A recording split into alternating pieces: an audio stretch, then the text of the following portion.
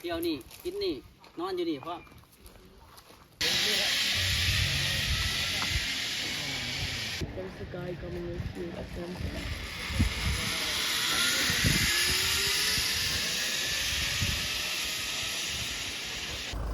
สบายดีพี่น้องยังบอกกลับอีกกลับออกไปฮอดอันกำลังสิอันกายทางด่วนออกไปแล้วเนาะพี่น้องแต่ว่านึกได้ว่ายังอีกหม่องหนึ่งสิที่จะมาเที่ยวพี่น้องก็คือตาดฟานเนาะสื่อว่า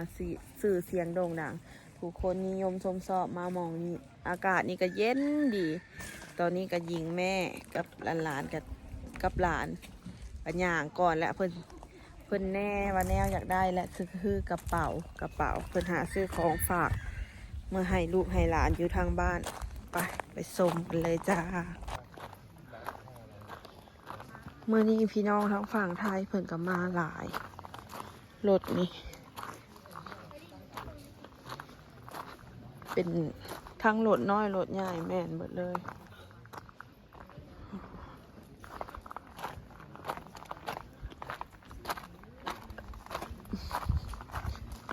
กระเป๋านี่งามใช่ไหมไทยซื้อมาใส่เนี่ยกว่า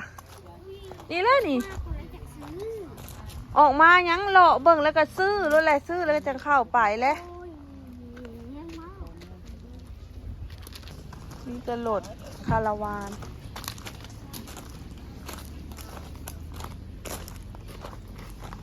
จากประเทศไทยมาเที่ยวตากฟานมันเต็มเลยเนาะทั้งรถน้อยรถใหญ่เท่สุดเลย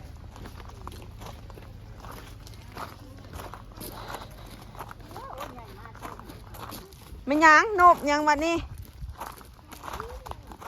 อยากเห็นลิงอ่ะพอดได้ต้นทุเรียนน้อย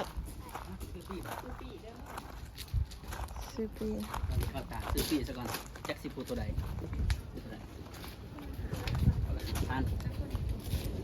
5 คนอันนี้จ่ายให้ไอ้งาจ่ายเพราะว่ากระเป๋าเงินอยู่กับพี่ชันเด็กน้อยบ่ได้ซื้อไปเบิ่งซะก่อนยังขึ้นบ่ได้จังได้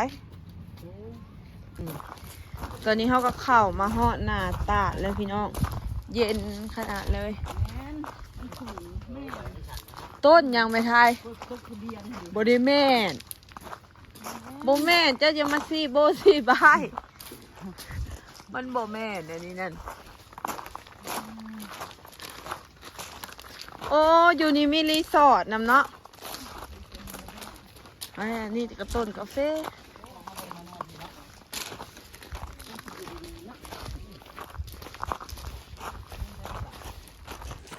อยู่นี่มีรีสอร์ทนำเด้อพี่น้องเด้อผู้ใดแบบอยากมาพักผ่อนแบบเอาบรรยากาศดีๆธรรมชาติก็มาได้เด้อเย็นสบายอุลามากเลยเที่ยวนี่กินนี่นอนอยู่นี่พ่อบรรยากาศดีเด้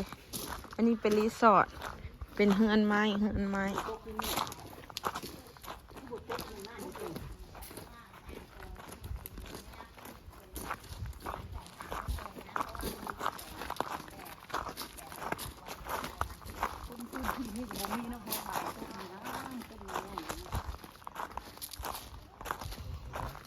ใบทุเรียนมันกับใบยาวๆสีคือใบน้ำนมนี่โบแมนโอ้ยมันแห้งเป็นโพดอยู่ในนี่นะตอนนี้กำลังเถียงกันเรื่องต้นทุเรียนแล้วมันโบแมนแม่ไทยเพราะว่าแม่ไม่กอขี้หมูสีได้ไอ้ง่าไม่กอนี่ใส่แม่ไทยไม่กอขี้หมูไม่ว่าไม่อันเด็กเขาเจ้าเขียนอยู่ไม่ว่า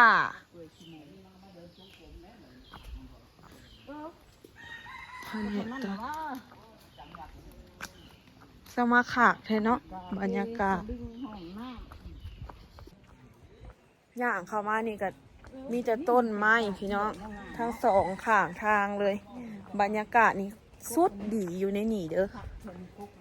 เย็นชุ่มชื่นแห้ง เนี่ยหน้าแรงนี่สิเห็นน้ำตกอยู่บ่เนาะฟอสเห็นน้ำตกอยู่บ่ฟอส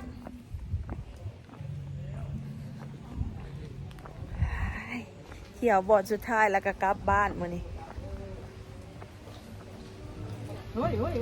ตอนนี้เฮาก็มาฮอดหน้าตาดแล้วเด้อจ้าเด้งามแท้โอ้ย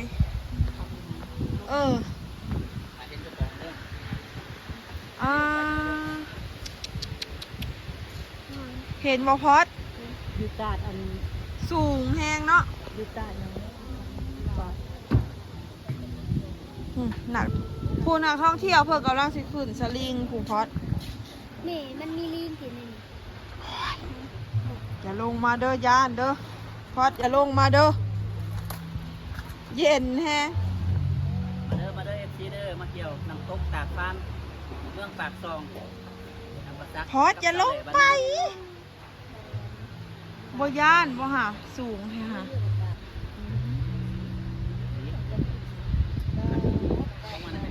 ย่านยามมาฮ้อนแบบนี้ยามสิ้นเดือน4เดือน5แบบนี้ต้องมาหลอกท่องเที่ยวอยู่ที่ปากเซอย่างปะซักตอนนี้อยู่ที่เมืองปากซองน้ำตกตากฟานเย็นสบายเดือน4เดือน5บ่มีบ่ต้องย่านฮ้อนอยู่นี่แหละขากแห้งเนาะเย็นสบายสง่าพาเที่ยวพอดถ่ายรูปให้ในเด้อพอดเด้อ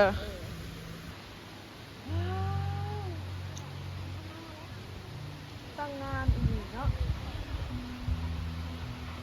น้ำตกตาดฟานได้เห็นแล้วพี่น้องเอ้ยครั้งแรกในชีวิตไอ้บ่เป็นไง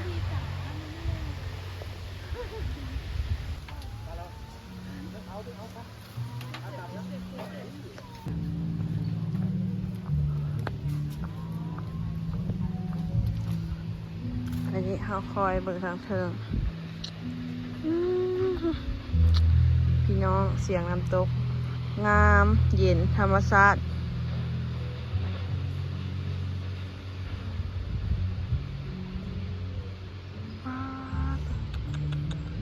สวยมากค่ะอันนี้จุดที่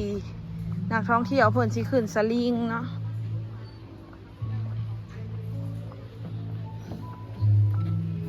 แต่ว่าข่อยนี่บ่กล้าและข่อยนี่ไปย่านแฮงเพิ่นมาถ่าอยู่ตรงพี่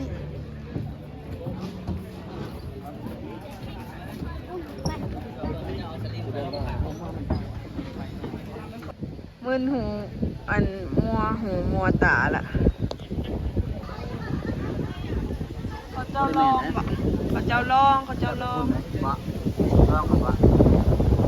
เทสก่อน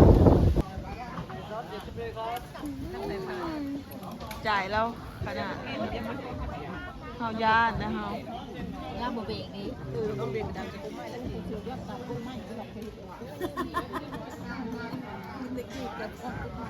เดพอดเดี๋ยวนี้แหละเพิ่นขึ้นสลิงค่ะนะ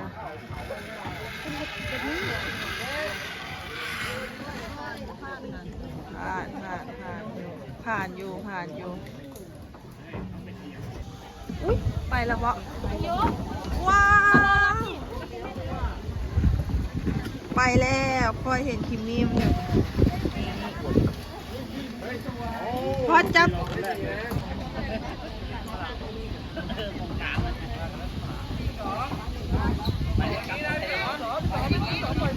เส้นนี้เป็นเส้นกราฟเปาะหรือปล่อยพร้อมกันเลย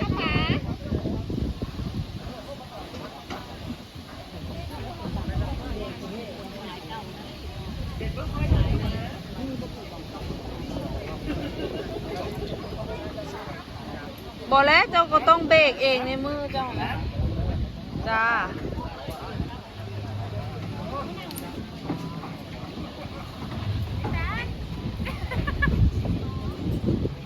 คอยยันศอกคาสลิงอยู่คอยนะไปแล้วจ้าไปโอ้มีไก่น้ำเนาะ ไปแล้ว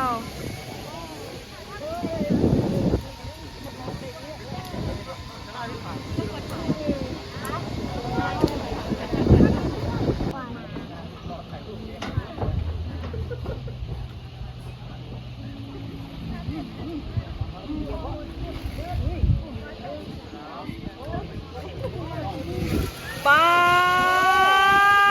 วันนี้อู้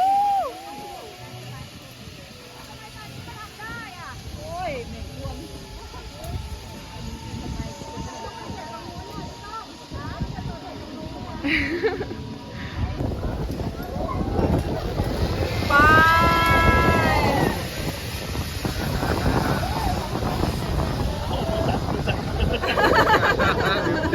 จับ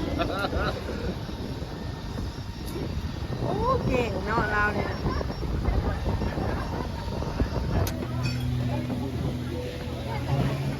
ไปพูดไอ้งาถ่ายรูปให้หน่อยเด้อโอ๊ยไปบ่ได้ดอกไอ้งาพยานอันนี้นะ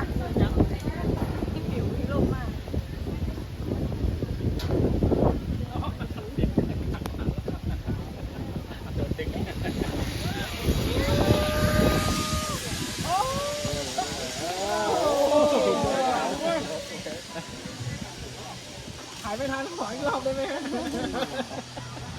ไปแม่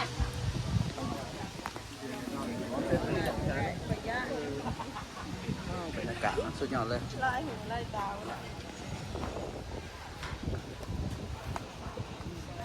กับตันยังไม่พอเบา โอ้ไม่ได้เลยพี่น้องๆสมาชิกครับแข่งแล้วอย่างไม่ช่วยทากระด้างแล้วไปออกนู่นนู่น วันนี้หนักท่องเที่ยวหลายหลายเนาะทางต่างชาติหลายแต่กำลังรอคิวโหนสลิงแต่ว่าผู้ชมมันเพิ่งได้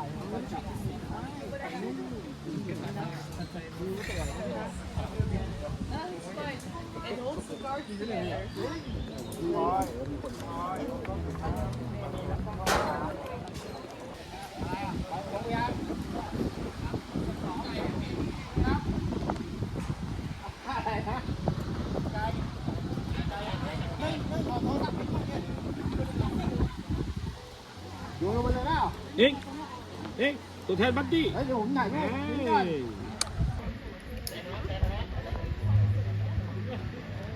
วันทูที นี่มันมีไวไฟอยู่ใช่ไหม ใช่มีไฟลายพุ่นแล้ว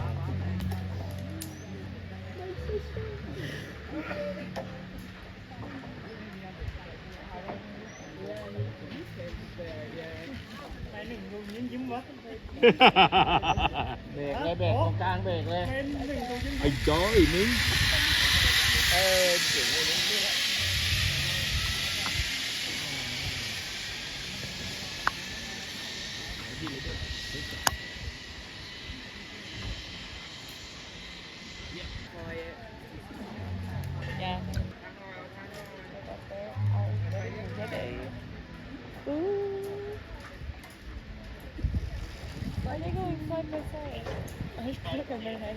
No, he's like if you pay for footage, like there's a guy coming with you at them.